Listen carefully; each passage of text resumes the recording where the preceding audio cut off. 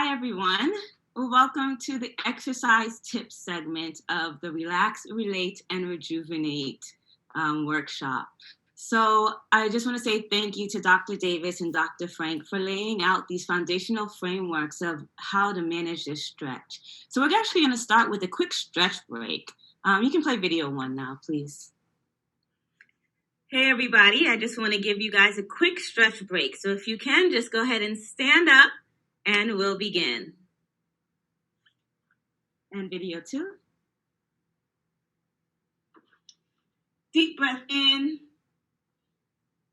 Exhale, release. Separate the legs. Again, deep breath in. Exhale, release. I'm going to drop one arm down. I'm going to stretch across. The other hand is on the hip or the thigh. Reach. Good. We're going to do the same thing on the other side. Deep breath in. Exhale, reach. Good job. One more. We're going to go forward.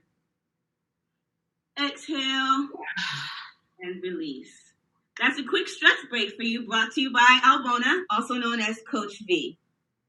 Great job to everyone that actually moved. And if you didn't, that's okay too. There's no worries. You'll still be able to start managing your stress today. That was one of the techniques, which is just deep breathing. Hey, everybody. I just want to give you guys a quick stretch break. So exhale, release. Separate the legs. Again, deep breath in. Definitely, it's okay to take extra breaths and just to relax. That's perfect. So I want to be able to foster a healthy sense of engaging in fitness activity long enough and at a good enough intensity to break a sweat. And my tips are simple. Start sweating. All right, that sounds really easy, but I have some news for you. One day and someday are not real days. So don't wait to start on a Monday or to start next month. Just start, okay? That's the best that you can do. Whether you are, wheelchair bound, walker bound, or you're complaining of back, hip, knee, shoulder, ankle pain, start, okay? Get your medical advice and just go for it. And that's going to segue right into sweating consistently and having patience with yourself. Especially if you do have some of these functional limitations, it's going to take a little bit of time for you to acclimate to your new strengthening program. And that's okay, guys. You want to have some patience with yourself, okay? That also helps to avoid or prevent injury. And also, if you experience pain or soreness, that's okay too, especially when you're starting a new exercise program. That's totally normal, no matter what level you're starting at. Even elite athletes have pain and soreness when they do their workouts too, so why wouldn't you? Come on. Then we want to fail-proof your sweat. That means we have to make it easy for you to do your exercise, whichever exercise you'll choose. You want to build some habits that will lend towards that. Whether you want to put a mat at the end of your bed, so as soon as you get out of bed, you're like, oh, there's my yoga mat, let me do something. Or, putting your sneakers by the door. Or what actually, real talk, happened to me yesterday. I was so tired when I got home, but it was such a great day out. I was like, oh, I'm going to go for a walk. And on the way home, I was like, struggling to stay awake. I was like, this isn't going to happen. But I had my fail-proofs built in. I have a jump rope in my car. I have resistance bands. I have sneakers. So as soon as I got home, I didn't even bring my bags up. I just literally was like, I know I'm not coming back out. Just grabbed the jump rope, did 5 minutes. Woo! Felt great. Let's do a little 5 minutes more. And I ended up doing a 10-minute workout, just like that. And I felt so much better. So you want to just have, those fail proofs built in for you. And you want to have it to be convenient, set some goals, and know what you're going to do. So you're not just guessing and trying to figure it out on the spot. Next slide, please. So you want to share your sweat. My favorite is group exercise. Pause the video. So my favorite is group exercise for sure. But you can go this fitness journey alone, but you'll find a little bit more success if you are working out with a partner. There's fitness events that you can participate in. And then my favorite, what I was saying, is group exercise. So I have a video here of one of my group exercise classes. And these ladies and gentlemen are really willing to put in the hard work. And I design creative workouts for them.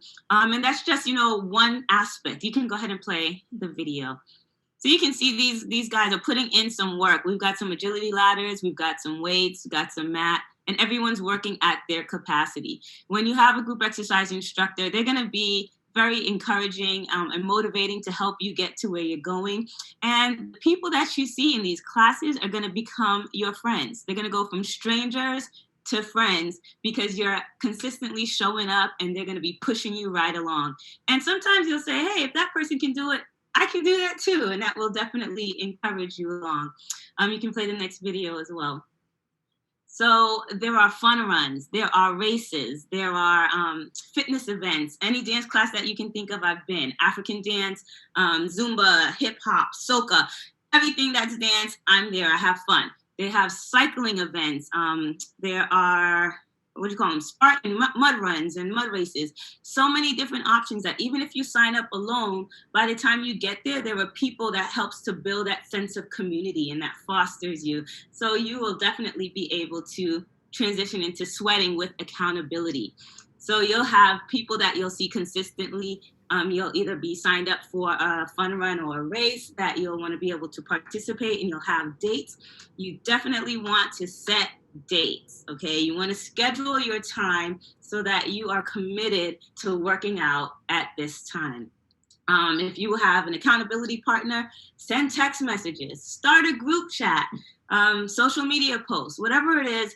This is the part that you want to be firm about, okay? You want to be accountable to make sure that this is actually happening for you in your life. Next slide, please.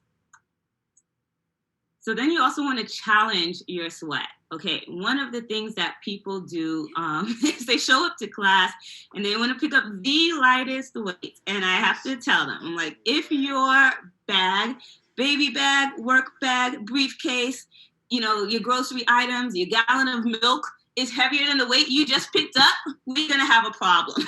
Okay. So it's really designed for real life. So in order to challenge your sweat, you want to safely elevate your heart rate. And you'll see on the chart here, based on your age, what the target heart rate is. Between 50 to 85% is usually a safe range for you to be. In general, I like to use the sweating term because it's your body's way of letting you know that it's working. So, everyone's going to have different levels of function, but they kind of get you there. So when you go to these different classes, you'll be able to chart that. There are ways to take it manually. Some of you have fitness watches, and that does it automatically. That makes it even easier. But there are definitely options for you to challenge yourself. You can also increase your intensity of your workouts. You can increase the time or the duration. You can also add an additional rep. Instead of doing 10, maybe you're doing 12 today. Instead of 12, maybe 15. And you can increase the resistance that you're using. It doesn't have to be weights. It can be resistance bands.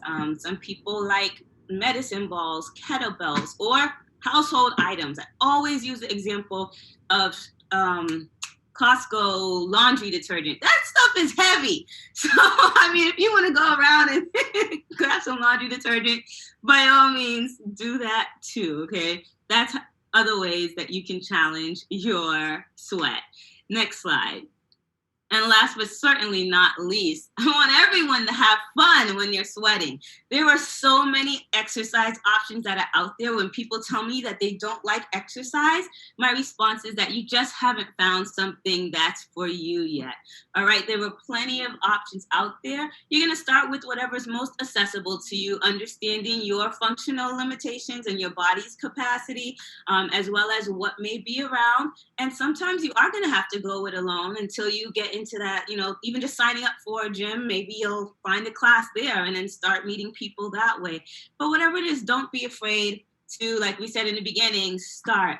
Swimming, walking, those are low impact activities, okay? Those are designed specifically with purposes of easing the transition. If you have to do exercises sitting down to start, do that. Do whatever you got to do to move, baby. I want everyone sweating, all right? And then you can always progress to medium and high impact activities. So the classes that you saw that I was teaching, I generally do body sculpting, muscle conditioning, or high intensity interval training. So we really break it out and have a sweat. But no matter what you do, I want you to have fun sweating. So let's go sweat. That concludes our presentation at this time.